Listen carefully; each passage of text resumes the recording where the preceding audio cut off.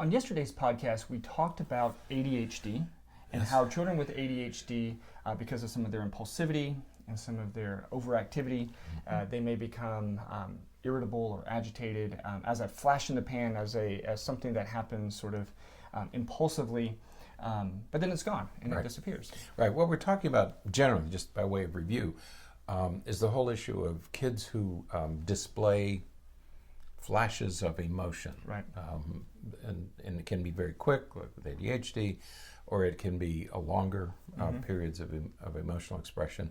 Typically, we think of temper tantrums in very young children, emotional meltdowns in older children. Okay, and the question we want to talk about this week is, how do we know when we ought to be worried about it as a psychological condition, and when it's just sort of attention-getting behavior? Right. How do we make that separation? And the word we keep mentioning this week is intention. Okay, so on the one hand, you have what is the intention of the person. On the other hand, you have the whole the concept of intensity, duration, and frequency. Right. Okay, and you mentioned with ADHD, it's over in a hurry. You know, it comes, it appears, and there's a little flash, and it's over. Right. Okay? Where with other disorders, they persist. They become more persistent. Okay, so you have intensity, duration, and frequency. Okay, and then, but on the other hand, you have intentionality. Right. Okay, so those are the key words. Now, we talked about ADHD yesterday. Today, we're going to talk about one of our favorites.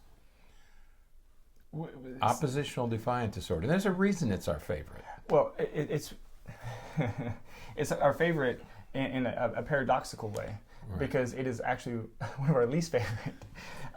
Today with oppositional defiant disorder and tomorrow with conduct disorder, those two are among our least.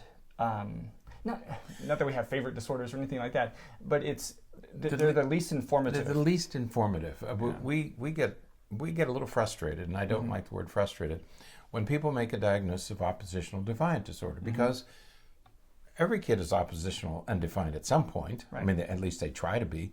And kids with ADHD have many of the same characteristics of kids with ODD. But there are some important distinctions. Right. It's just that as clinicians, I think it's incumbent upon us to differentiate these disorders more carefully, and not just say, well, he's oppositional. Well, of course he's oppositional. Of course he's defiant. That's why we're seeing him. Right. Okay. So it's not informative. It doesn't tell us anything. Right. So we'll start with oppositional defiant disorder, and we'll get to conduct disorder tomorrow, because they are different. And if we think about sort of a spectrum, and this is a little bit dated because the DSM-5 doesn't work them the same way, but there's a little bit of a spectrum where you start with oppositional defiant disorder, and if those symptoms worsen, then you get to conduct disorder, and if those symptoms worsen, then you get to antisocial personality disorder. But the DSM-5 kind of treats them a little bit differently. But oppositional defiant disorder is a condition or a set of behaviors, obviously characterized by oppositional behavior, defiant tendencies. These are circumstances where kids will, refuse to follow rules. They will, and we're using these words very specifically because kids with ADHD don't follow directions, but it's because they are inattentive and they're distractible and they're impulsive. Kids with oppositional defiant disorder don't follow rules because, again, by diagnostic criteria, they refuse to do so. That's right. The difference, we say there's a lot of overlap, but here with ODD, we're talking about frequent and persistent. Okay, with ADHD, kids are ADHD in all settings, but here we're talking about three important characteristics that kind of differentiate kids with ODD from kids with ADHD. And they are that these kids are, first of all, they are argumentative. Right. Okay. The kids with ADHD typically don't argue with you. They're not defiant and argumentative. If they do, it's, again, an impulsive thing that's based upon what is happening right now. Kids with oppositional defiant disorder will be argumentative, but it's again a sort of a more pervasive, and it's an obvious attempt to manipulate or to guide you in the direction that benefits them in some way. And that's the intentionality that we were talking about, okay? Because they're argumentative because they don't want to take blame for anything. Goal seeking. They don't want to take. They don't want to take the blame for anything that they do wrong. They defy. They become defiant. But again, they'll stand to. And kids with ADHD don't do that sort of stuff. Right. You know, they're just typically, different. Okay. So the first thing is these kids are argumentative, and that's one of the things the parents tell us is that.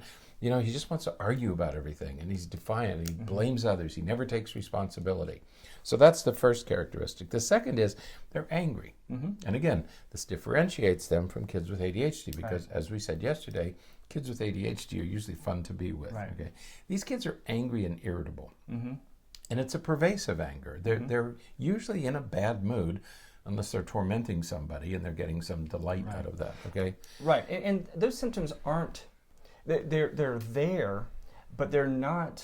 When we talk about conduct disorder tomorrow, that sort of takes these to a different level. You know, kids with conduct disorder are a little bit more destructive with this. So these kids may be angry, may be a little bit vindictive, but it's sort of the elementary school version of that. You know, you're right. This is the crocus of the disruptive behaviors, right? Right. It peaks out in the early spring, you know, but in smaller amounts. Right. You know, tomorrow we're going to talk about much bigger concerns, much more significant concern with kids who have conduct disorder.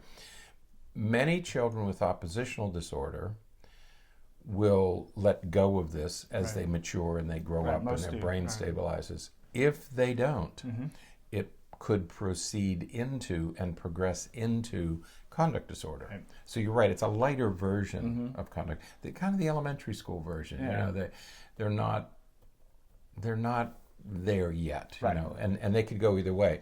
So that's another reason why we want to be careful, you know, about making these diagnoses. But again, the important thing that you mentioned is the fact that with oppositional defiant disorder, there is an intentionality. Right. So they're doing it with the purpose of gaining something or avoiding something. So, you know, while kids with ADHD do it impulsively because it, you know, meets an immediate need or is an immediate gratification, kids with oppositional defiant disorder are doing so with a goal, with a purpose. That's right. And that makes it quite different. From a diagnostic perspective, it's extremely difficult because who decides what's intentional or not? That's right. And that's one of the reasons we dislike these diagnoses, because most of the time, intent is defined by the adult. Right. We don't know for certain that the intent is there, but it's implied by the child's behavior, but interpreted through the perception of the adult. Right. And what if the intention is just to have fun, just to enjoy yourself for a few minutes? Is that really so terribly wrong? You know. Right. So that's why you have to be careful. The third characteristic of these kids, the first was they're angry. The second is that they're argumentative. The third is they're vindictive. Right. And again, this differentiates them from other sorts of disorders. These are kids who get even. You know, they've been wronged, and so now they have to get even. So there's a little bit of spite in them. You know, you see this spitefulness. Right. But the nice thing, and they say, well, how do I know how many? DSM does us a nice service because they tell us at least twice in the last 6 months. Right. Okay. So again, it's a light version of it. I mean, it's not like something that happens every day. Right. You know. Right. And so that's a nice metric sort of to use if you're looking for some numbers to say, well, how do I know? Well, one of the ways is if the child's been spiteful more than 2 times in 6 months. Right. That's not very much spite. Right. You know. But again, we're talking about serious spite. We're not talking about, you know, name calling and that sort of thing. We're talking about really getting even. Right. And just a quick example to differentiate this, and I'll probably use a very similar example tomorrow when we talk about oppositional or conduct disorder, is, you know, when you're looking at, as we said a moment ago, there's a lot of overlap between some of the symptoms of ADHD and some of the symptoms of oppositional defiant disorder. And really the difference in many ways is based upon the interpretation of the adult, right? So, you know, was it intentional or was it impulsive? But one way that we can look at some of those differences is through in examining the child's behavior. So let's take, for example, that a kid goes to school and another kid is picking on them or says something to them that really upsets them. The ADHD kid who, may be prone towards anger may lash out and hit that kid right then. Right. Immediately it happens. There's no awareness of what's going on around it. The principal could be standing right there, and the kid would still react physically and act out, or at least call names and verbally. But there wouldn't be planning and scheming and a calculation of when I should do it and who's not looking. Right. They just forget and bang, it happens. Right. The kid with oppositional defiant disorder and also conduct disorder, they're going to measure that and say, what, this isn't a good time. Right. But I'm gonna wait until the opportunity is right, and they will sort of watch and plan and organize their behavior so that they can react at a time and in a place that benefits them to meet some needs. So it may be that they do it when there's no one else around, or they may do it when certain friends are around, so that it gains them some status or something like that. So the planning and again the intentionality of it is obvious based upon the child's behavior. And having said that, you can see why it's important to make these differential diagnoses very carefully, because each one would require a very different kind of intervention. Because that's what we're getting to. The rubber meets the road at intervention, and we want to make sure we have the right diagnosis so we can implement the correct interventions. And that's why we say to people, we don't use the same intervention for everything. Don't just punish by taking their cell phones. You need a differential intervention for a differential diagnosis. Absolutely. So, all right. So that is oppositional defiant disorder. Right. Tomorrow we'll talk about conduct disorder, which is just to continue our analogy. This is the high school version of these behaviors, and so we will tackle that beast tomorrow. And before as we move toward conduct disorder. Which we said earlier was sort of the heavyweight version of ODD, or the older child version of ODD. With ODD, you have a specifier of mild, moderate, and severe. So if you're looking at severe ODD, if the symptoms you see are severe, you may want to seek some additional help. Absolutely. Because what you don't want to have happen is you don't want it to progress to a more serious disorder like conduct disorder, and that's what we're trying to prevent. Usually it's much more challenging the earlier those behaviors start and the more chronic, the longer they last. So as soon as you see some of those things, you want to try to respond and address them immediately. So. The sooner the better. Absolutely. So, all right, that is it for today. Until next time, stay happy, stay healthy, and forget to be afraid.